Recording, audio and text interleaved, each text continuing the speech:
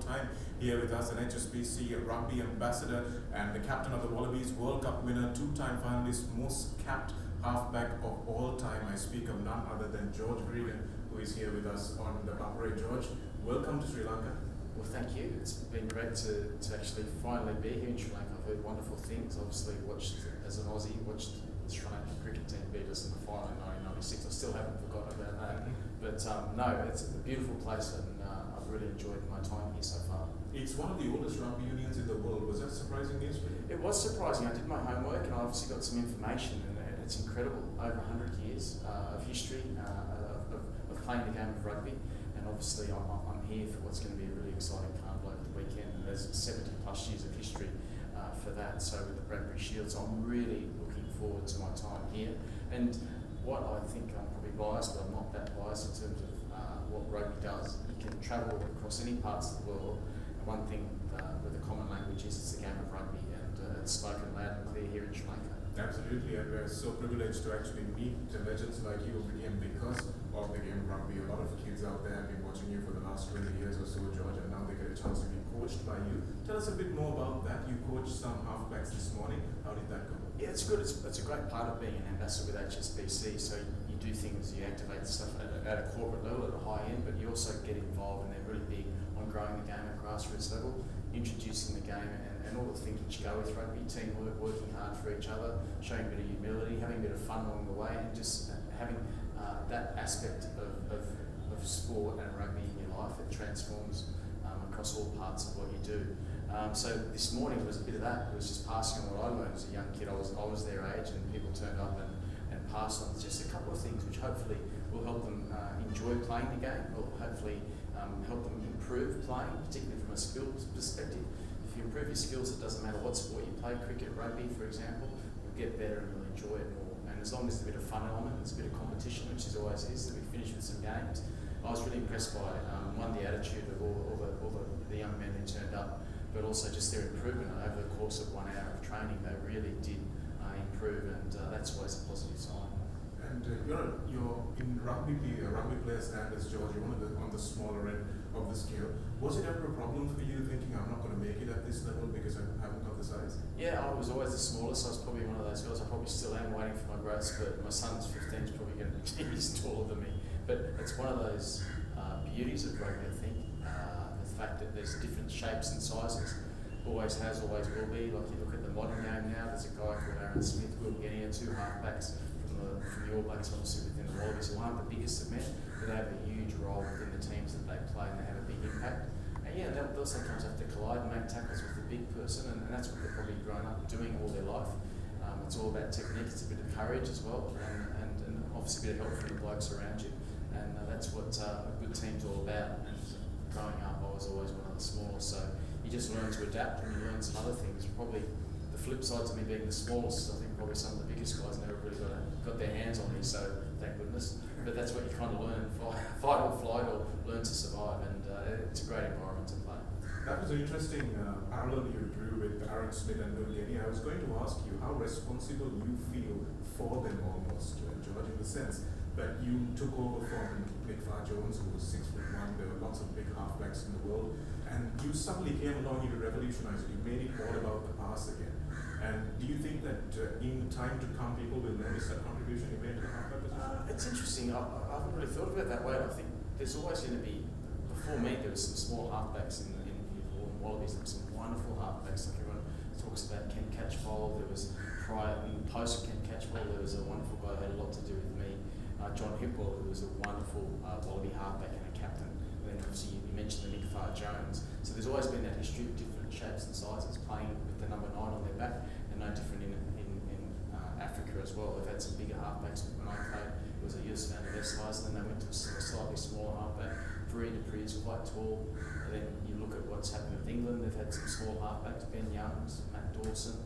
So there's always different shapes and sizes, which is the beauty of rugby. It's the beauty of the position that we play. My role when I took over, it was following the footsteps of a wonderful player and captain and leader of the team, Nick Jones. But my game, I'm not Nick Jones, just like Will Getty is not me. You just do what you do. And my strength was obviously speed to the ball and getting a pass and having a good combination with my fly half. We used to operate pretty flat. We used to operate right on top of the opposition. So that really helps working as a combination. And I think that's probably a big part of, if you're going to be a successful halfback, I think you really need it's very important to develop a really good relationship with the person you're passing the ball to a lot, which is your fly half. So I was lucky enough to play a fair chunk of my rugby career with a guy called Stephen Larkham, who was pretty handy. Yeah, why did they call him Bernie? They called him Bernie. If you ever saw the movie, so Stephen Larkham's nickname was Bernie. So Bernie Larkham was his nickname, and probably still likes to be referred to as Bernie. There's a movie called Weekend at Bernie's where someone basically, the punchline of the movie is the person's basically he's dead, and they make it up and they're dressing up as though he's still alive, and he doesn't say a word. So Stephen Larkham on his first tour from Canberra to Sydney, it was a return trip. He was in the senior team and he sat on the back of the bus and didn't say a word on the way up to Sydney, on the return trip back. And on the return trip back, we'd actually had a really good win. So everyone was pretty jovial, singing songs, but he was still quiet, so everyone thought he was dead. So that's why. And the movie at the time was Weekend at Bernie's, and it's stuck ever since. 79 caps together, I'm sure you have fond memories of all those combinations with him, George. But as a World Cup winner in 1999, and then as the guy who was closest to the ball as it left Johnny Wilkinson's boot in 2003, can you tell us a little bit more about the contrasting emotions of those two nights? Yeah, World Cups are big in all sports. Like at that stage, Olympics is now going to be part of the rugby program through sevens for men's and women's. But up until then, the rugby's Olympics is the World Cup. The World Cup's big in cricket, it's big in rugby union, and for us, we were a chance to do what New Zealand did last year, go back to back. So 1999, the Wallaby team, which was led by John Eales, a wonderful group of players, wonderful group of men, won the World Cup. We beat France in Cardiff on a special day in November, and so you fast forward to 2003, and the team had been a bit inconsistent in between, particularly the 12 months prior to it. We'd had some injuries and we'd had some inconsistent form, but we always felt, and not being just the Australian way, we always felt that if we got ourselves in a position in a World Cup and we had the right people and we were healthy, we could beat anyone on the day. We had to play well, but we always felt that, and that's how we went into that World Cup, thinking we could win it. Form probably showed that England were the form team for probably the last 18 to 24 months leading into that.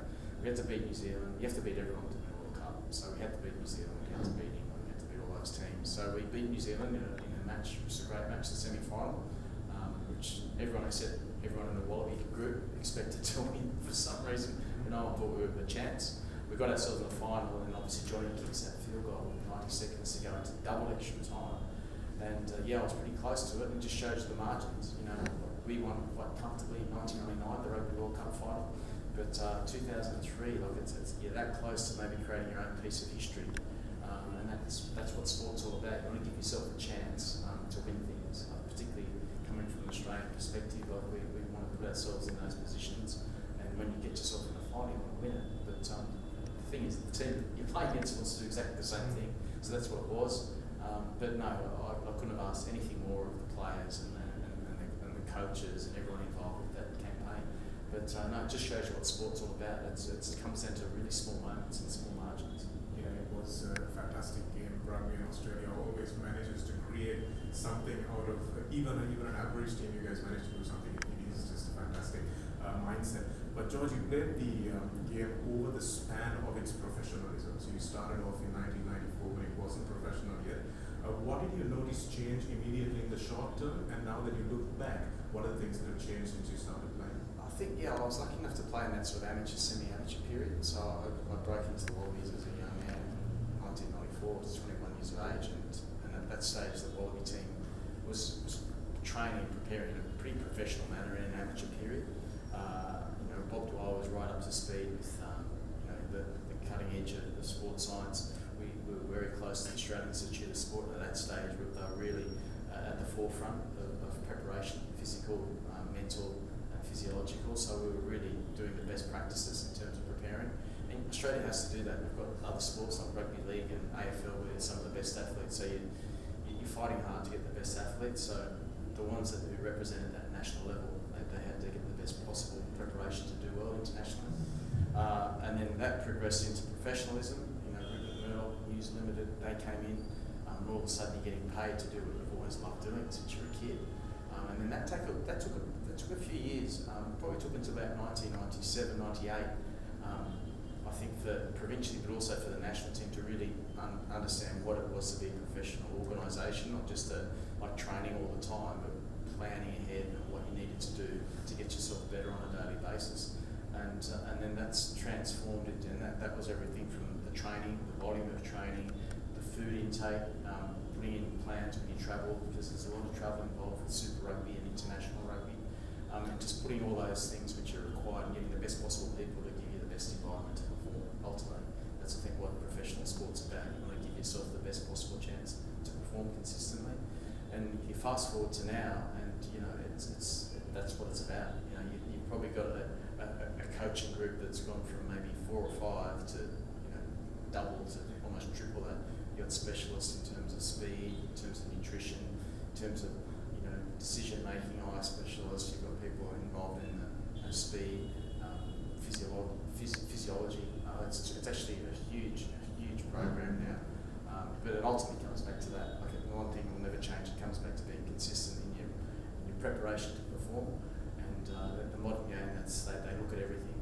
And sometimes they can, like anything, sometimes you can overdo it, because ultimately it is a game. It's a collision sport, and you've got to make your tackles.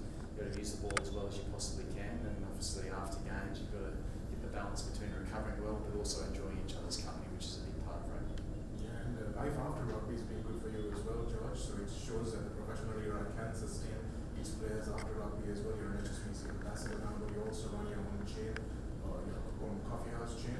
So life's going well. Yeah, it has been good. Like the transition between finishing playing and then moving to your next stage of your life is really it's difficult for everyone involved. But you've got to be thinking and planning ahead. I was fortunate enough. We started, and I say we, because the person who runs that coffee shop, and then not just coffee shops, we've got coffee shops, food and beverages, my wife. So she came from that background. But we set up the first very small space. It was a very small espresso bar based on what we'd seen in Italy and in Europe, of just punching out really good quality coffee, not people sitting down too much, didn't have too many overheads. And that was in 1998. We sort of had an idea about it, and that business went well. And from there, like anyone who's involved in business, you can grow, and you take your learnings from that, and you make some mistakes along the way, and you tidy it up a little bit. But that was good to go through that whilst I was playing, even though I wasn't there on a day-to-day basis. There's a lot of things which you learn. And then I think probably the biggest thing is when you finish up playing, when you understand, you get your head around that you're retiring, you've got to understand too that you'll never ever replicate what you did in terms of an environment. You're never going to run out in front of 80,000 people. There's never going to be that electricity in the next line of work of what you do. But you can be, for me, was a really important part was being around like-minded people who enjoyed a challenge, who were a little bit prepared to fail, which I think sporting people are. They like to work hard towards a goal, and when they achieve it, they reset it. So that was really important in some of the decisions I've made. Being with HSBC, it's been a great thing because you're passing on what has been a big part of your life, which is rugby, and you continue to see that through the younger people who are inspired to play the game. But things outside of that, I think it's really important to have like-minded people who who enjoy a challenge. That's been a big part of. I wouldn't necessarily say my success, but just my transition from rugby, from playing into life after it. Finally, George, on ThePapare.com, we have a lot of kids who play the sport. We have a lot of kids who follow the sport, their parents as well. A lot of them don't go on to play professional rugby, obviously, here in Sri Lanka, but they do dedicate a good chunk of their school careers, maybe 3-4 years, to rugby, almost rugby exclusively. What is your advice for them in looking beyond their A-levels or rugby, and how do you manage to find that balance between making sure you've got a life afterwards? Yeah, I think it's a really good question. I think sports it's a really important grounding, I think, in life, because you learn some wonderful life skills through rugby and through sport, not just rugby, through all sports. You learn how to deal with success, you learn how to deal with failure, because you're going to win, you're going to lose.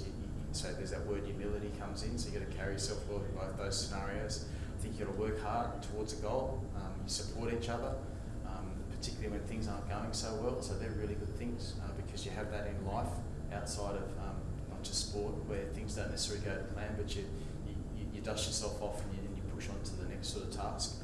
And I think just that friendship through sport, I think I'm probably talking particularly team sports, there's that real friendship and there's that really looking after each other, which I think everyone talks in business, they talk about teams, they talk about leadership.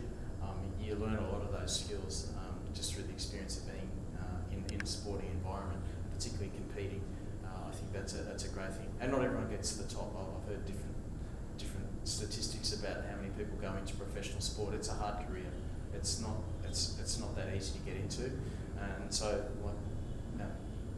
if you understand that, chase your dreams, whatever it is that you're involved with, but understand that if you don't quite get there, there's some wonderful life skills that you've learned through your sport, and you continue to play sport. It doesn't have to be at a professional level, and you share it with like-minded people. I think sport's a really big part of, it's always been a big part of my life. I think it's a really important part of life. Yeah, it is a fantastic part of life indeed. And one of those parts is having guys like George Gregan here in Sri Lanka. To watch the Prep, looking forward to the game tomorrow? I'm looking forward to the Prep Shield and the Fiesta. I think there's going to be so much activity around just the games being played, which I'm really looking forward to, because I've heard so much positive news about it. And as I said, less than 24 hours, and it's exceeded already my expectations. Fantastic. George, thanks a lot for joining us.